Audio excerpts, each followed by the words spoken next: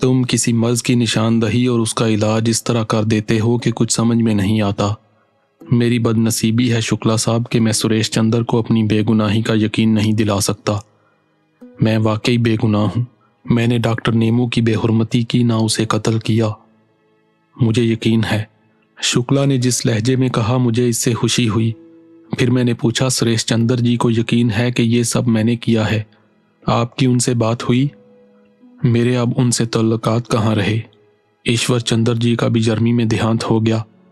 उस वक्त के बाद वो लोग मुझे अपना दुश्मन समझने लगे। अरे अरे, शुक्ला के मुंह से अजीब से अंदाज में निकला और मैं चौंक कर चारों तरफ देखने लगा। मुझे ख्याल गुजरा था कि शायद कोई अचानक अंदर आ गया है, लेकिन कोई नहीं था। सॉरी सॉरी, शुक्ला ने कहा। खैरियत? मैंने उन्हें गौर से देखकर कहा। हाँ खैरियत है, बस एक ख्याल ने चौंका दिया था। अच्छा एक बात बताओ, किसी पुलिस वाले से मिलना पसंद करोगे? हाँ, मैंने मुख्तसरन कहा। शुक्ला के चेहरे पर अजीब से तासरात फैल गए और फिर उसने कहा, तुमसे इसी बात की तवक्को थी। तुमने ये तक नहीं पूछा कि वो कौन है। मैं उसे तुमसे क्यों मिलाना चाहता हूँ। मुझे किसी का खौफ नहीं।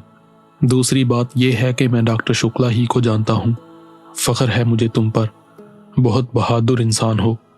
हर तरफ तुम्हारे दुश्मन हैं। तुम हर शहर में दंदनाते फिर रहे हो। ये मामूली बात नहीं।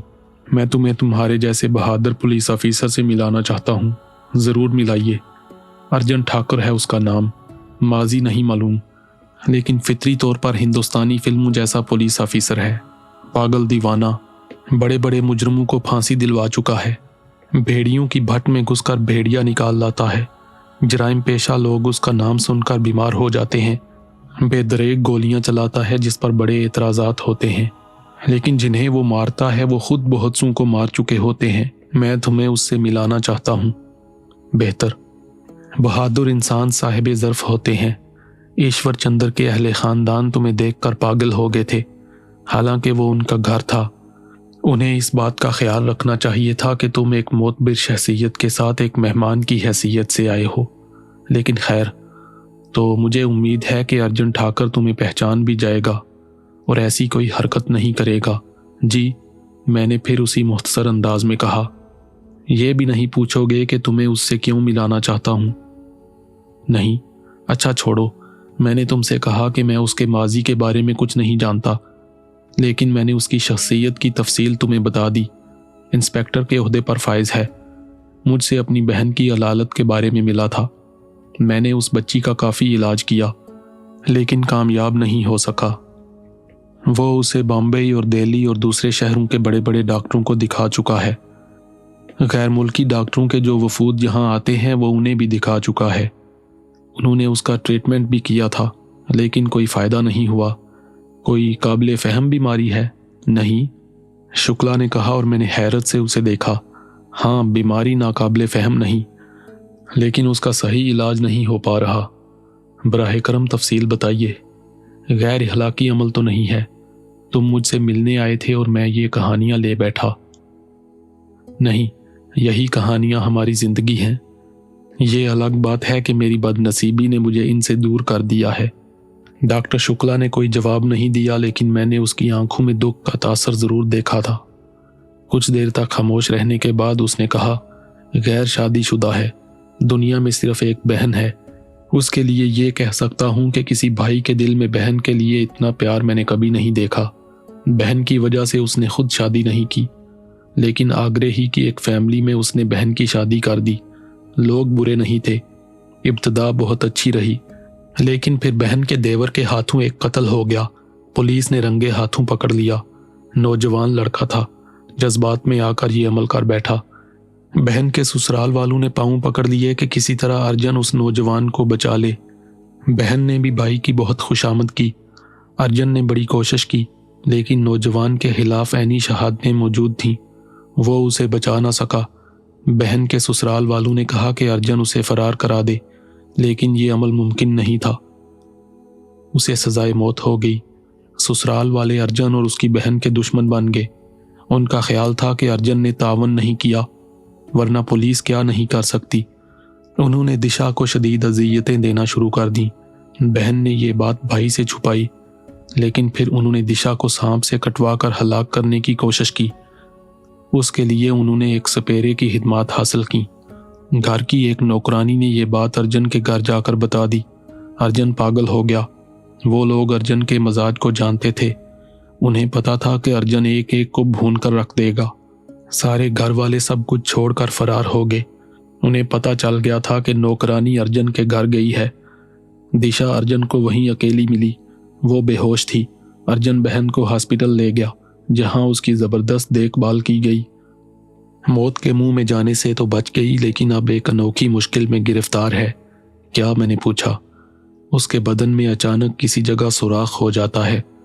उससे सब्ज पानी बहने लगता है। ये सब्ज पानी बहकर जिस्म के जिस हिस्से पर लगता है वहां बकौल लड़की के इतनी शदीद जलन होती है जो बर्दाश्त नहीं होती। जाहिर है कि किसी नामानूस सांप का जहर उसके खून में शामिल है, जिसका इलाज दरियाफ्त नहीं हो सका। फिर क्या हुआ? अर्जुन दीवाना हो गया है। उसने पूरे हिंदुस्तान की पुलिस के लिए अहकामात हासिल कर लिए हैं कि दिशा के ससुराल वालों का सुराग लगाएं। इसके अलावा उसने सपेरों पर जहन्नम के दहाने खोल दिए हैं। उसे उस सपेरे की तलाश है जिसने पैसे लेकर यह काम किया। कई सपेरे उसके तशद्दुद से मरते मरते बचे हैं।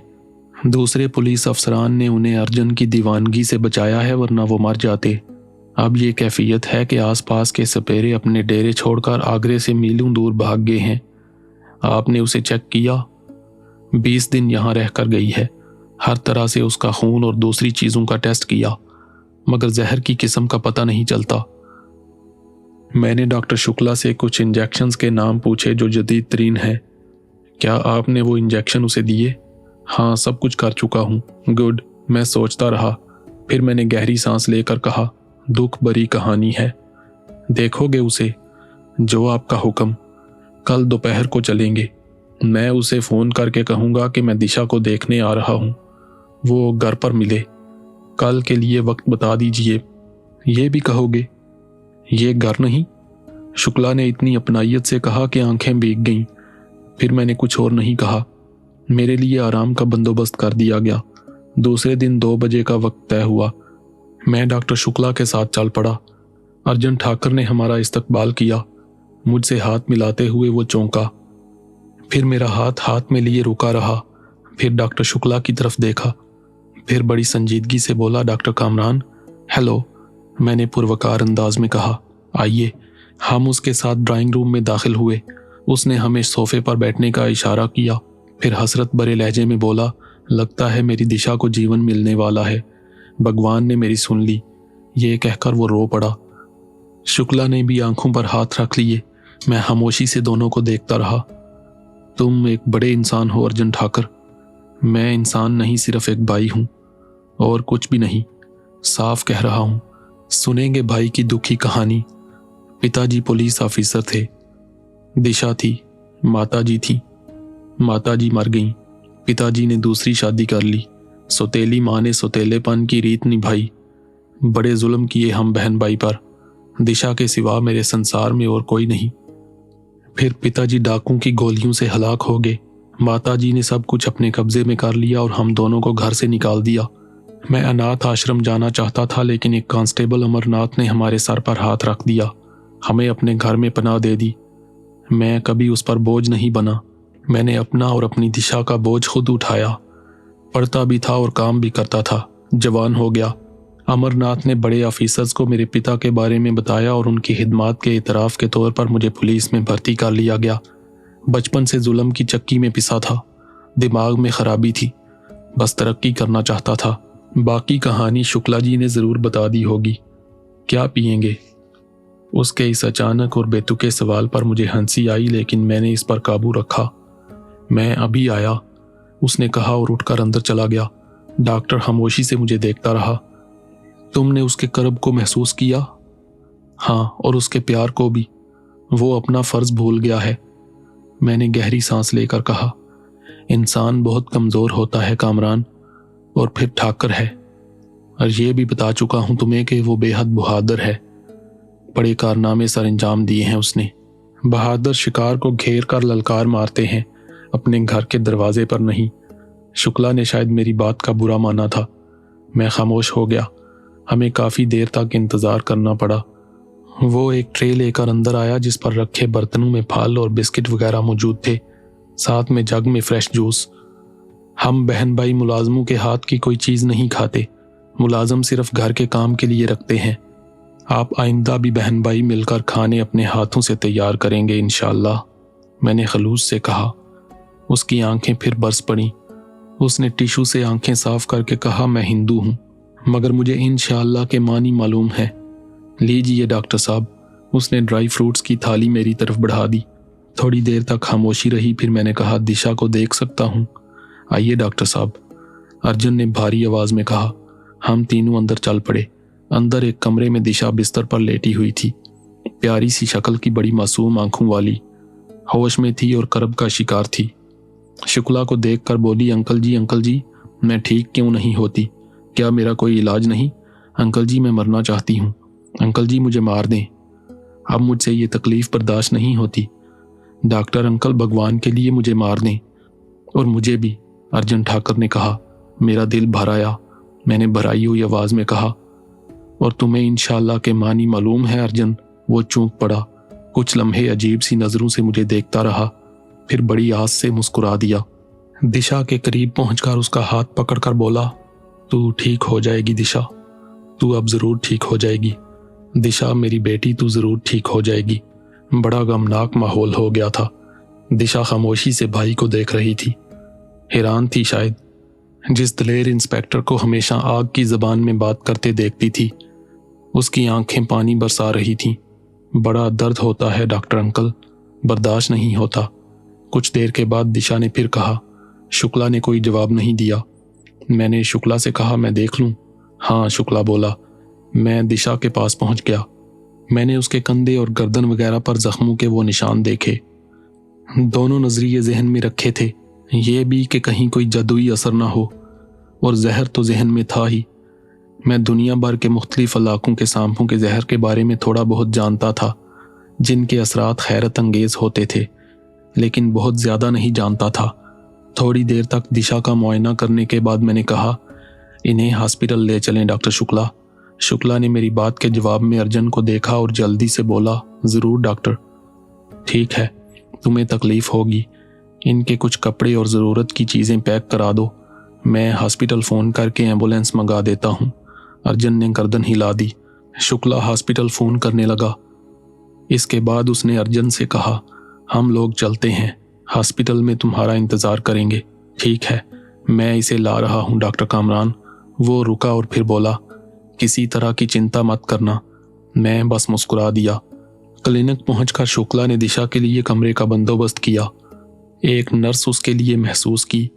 मेरे लिए भी हॉस्पिटल की ऊपरी मंजिल पर कमरा महसूस कर दिया गया। फिर दिशा का इंतज़ार किया जाने लगा। दिशा आ गई और उसे कमरे में पहुंचा दिया गया। अर्जुन को इत्मीनान दिलाया गया कि वो अपने फ़राइज़ पूरे करे, यहाँ की फिक्र न करे। अर्जुन के जाने के बाद मैं और शुक्ला दिशा के बारे में बातें करने लगे। दिशा के कमरे में जाकर मैंने दोबारा उसका मुआयना किया। उसने पूछा कि ये भी डॉक्टर हैं अंकल? हाँ दिशा, क्या ये बहुत बड़े डॉक्टर हैं? उसने मासूम लहजे में पूछा। शुक्ला मुस्कुरा दिया, फिर बोला, ये क्यों पूछा तुमने? भैया ने बड़े मान से कहा था, लगता है मेरी दिशा को जीवन मिलने वाला है, भगवान ने मेरी सुन ली है। ऐसा उन्होंने इन्हें देखकर ही कहा था। ये बहुत बड़े डॉक्टर हैं, छोटे से तो हैं। वो मुस्कुरा कर बोली। बड़ी प्यारी मुस्कुराहट थी उसकी। फिर उसने बड़े खलूस से कहा, मेरे जीवन की तो भगवान जाने, पर भगवान इन्हें लंबा जीवन दे। डॉक्टर भैया, एक विनती करूं तुमसे? उसने ये अल्फाज मुझे मुखातब करके कहे। हाँ दिशा, कहो। अर्जुन भैया से मत कहना, मुझे लगता है मैं ठीक नहीं होंगी। मुझ पर दया करो, मुझे मार दो। मैं जो कर्ब बर्दाश्त कर रही हूं अब मुझसे नहीं होता। मुझ पर दया करो और मुझे लगता है कि तुम ठीक हो जाओगी। उसके बाद हमने अपना काम शुरू कर दिया। मैंने उसके कई टेस्ट तजवीज़ किए। शुक्ला ने खुद अपनी लैब में ये टेस्ट करा के मुझे रिपोर्ट दी। उसकी रोशनी में कुछ नई दवाएं तजवीज़ की, दिशा को इस्तेमाल कराई जाने लगी। लेकिन 2 दिन गुजर गए, कोई अफाका नहीं हुआ। दिशा के बदन में जब कोई नया सुराख नमूदार होता तो उस पर हैज़यान तारी हो जाता। वो चीखती, मार दो मुझे, मुझे जहर दे दो, मार दो मुझे। नसें काट दो मेरी, मैं मरना चाहती हूँ। जहर दे दो मुझे, भगवान के लिए मुझे जहर दे दो। मैं भी परेशान हो गया। अब तो अर्जुन को तसल्लियां देते हुए भी शर्म आती थी। दोपहर का वक्त था, दिशा सो रही थी। नर्स सावित्री किसी काम से गई हुई थी। पूरे हॉस्पिटल में गर्मी की वजह से सन्नाटा फैला हुआ था। शुक्ला सरकारी हॉस्पिटल में था। मैं दिशा से कुछ फासले पर कुर्सी डाले बैठा उसे देख रहा था। दरवाजे पर मध्यम सी आहट हुई। दरवाजा इस तरह नॉक किया गया जैसे अंदर आने की इजाजत मांगी हो। आ जाओ, मैंने ये सोचकर कहा कि सावित्री होगी। कोई दरवाजा खोलकर अंदर आ गया, लेकिन उसे देखकर मेरे बदन में थरथरी दौड़ गई। वो भूरिया चरण था, सूखा सड़ा दुबला पतला ढांचे नुमा इंसान। बारीक कुर्ते से उसकी पसलियां नजर आ रही थीं और धोती से सूखी तितलियों जैसी टांगें, लेकिन चेहरे पर वही मकरू मुस्कुराहट, आंखों में वही गजब की चमक। जय मैया काली। मियाँ जी कैसे हो? तुम यहाँ क्यों आ मरे भूरिया चरण? मैंने गुस्से से कहा। वो हंस पड़ा। लो भैया की बातें। अरे संसार हमारी है, ये देश भी काली महारानी का है। हम कहाँ नहीं जा सकते? बात करते हो पागलों की। कैसे आए हो? दरवाजे से। और कैसे? उसने मजाक किया और हंस पड़ा, फिर आगे बढ़कर कुर्सी पर बैठ गया। तुमसे बात करने को मन चाहा सो आगे बात करो। मैंने खुद को संभाल लिया। दोस्ती का हाथ बढ़ाने आए हैं। यही सोच रहे कि तू अपने पिता मसूद से ज्यादा बख्त है। उससे हमारी लड़ाई बड़ी रही। उसने भी हम पर बड़े वार किए और हमने भी, पर इतना बुरा उसने हमारे साथ नहीं किया जितना तूने। हाथ पांव तोड़ डाले, पर हमारा भी जिगरा देख। फिर भी तुमसे दोस्ती करने आए हैं। मैं खामोशी से उसकी सूरत देखता रहा।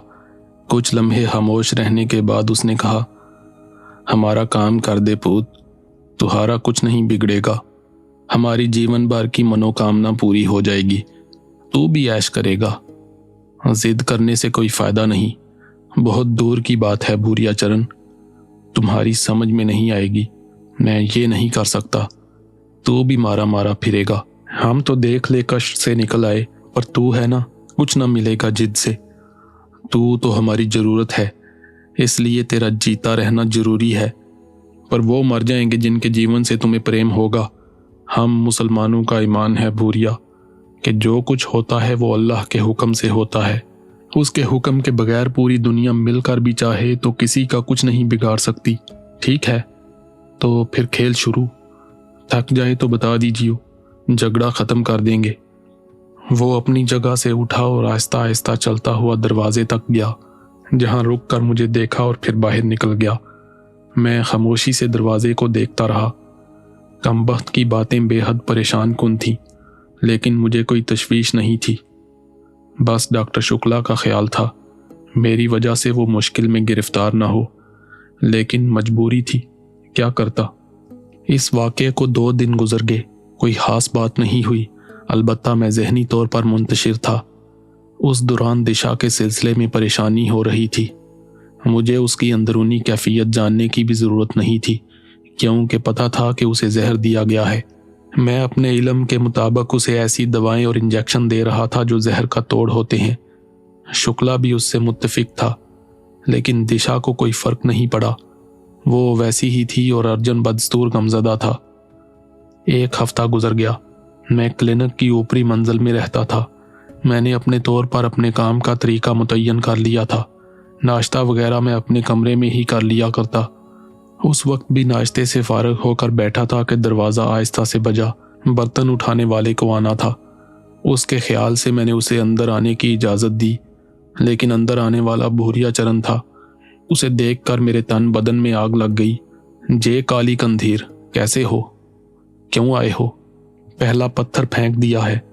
बड़ा इंतजार किया, पर तुम कुछ बोलते ही नहीं। वो मनहूस आवाज में बोला। मैं चौंक पड़ा।